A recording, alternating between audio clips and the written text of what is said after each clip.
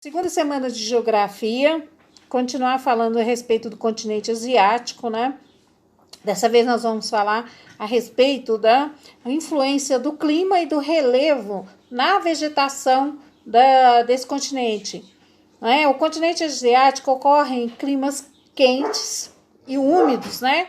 Onde nós temos a vegetação equatorial e tropical, né, favorecendo a formação de vegetais como florestas, né, e nos climas quentes e secos, né, e desérticos, quentes e semiáridos, aparecemos a vegetação desértica e as estepes.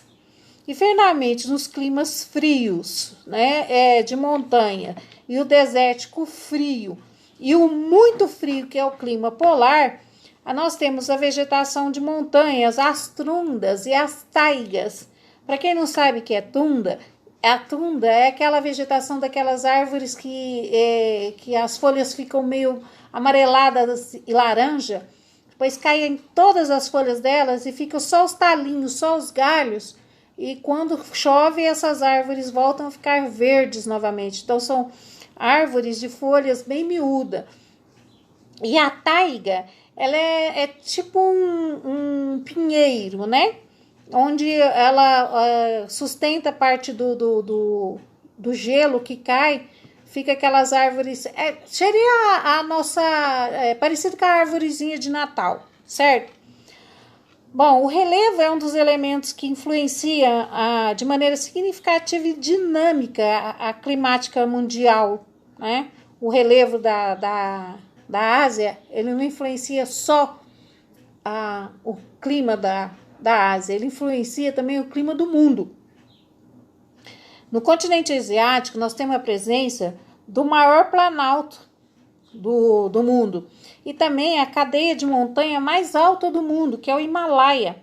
Lá nós temos o maior pico do mundo, né? A montanha mais alta do mundo, que é o Everest. E essa cadeia de montanha e esse planalto, ele tem um papel fundamental no clima do mundo e da Ásia. Na Ásia, essa cadeia de montanhas, ele barra as monções, que são massas de ar que vindas do Oceano Pacífico e do Oceano Índico. Ele serve como uma barreira, ele não deixa essas monções ultrapassarem e chegar até o continente. Como ele fica barrado, né, serve como uma barreira, essas massas de ar faz com que chova em determinadas partes da Ásia. Então vai chover muito num lugar só, né? E essa chuva acontece em grande intensidade na Índia e na China. E ela causa também a precipitação em grande quantidade de neve no pico dessas montanhas, né? Então o Everest, o Himalaia, ele fica constantemente coberto de neve. Lá a neve, ela derrete, mas ela não derrete totalmente, certo? Essa neve, quando ela derrete parte dela, ela vai chegar a dois grandes rios do mundo, que é o Yangtze, que fica na China, ou chamado de Rio Amarelo, e o rio Hindu, né? Ou conhecido por alguns aí, que ficou famoso em novelas de TV, como o rio Ganges, certo? Esse bloqueio de massas úmidas, gente, ele não faz essa função só de chover num lugar só. Como ele segura as massas de ar em um determinado ponto, o que fica atrás dessas montanhas, então, vai ficar desértico. Se chove num lugar, no outro não vai chover, ok? E lá nós temos dois grandes desertos, que é o deserto de Gobi e o deserto de Tangkan, que fica na China, né? O de Gobi fica entre a China e a Mongólia, e lá é um deserto diferente dos desertos que nós estamos acostumados a ver. Quando a gente fala em deserto, aí a gente lembra de um lugar cheio de areia, quente, com sol escaldante. Lá é quente para os padrões da Ásia, é mais quente, né?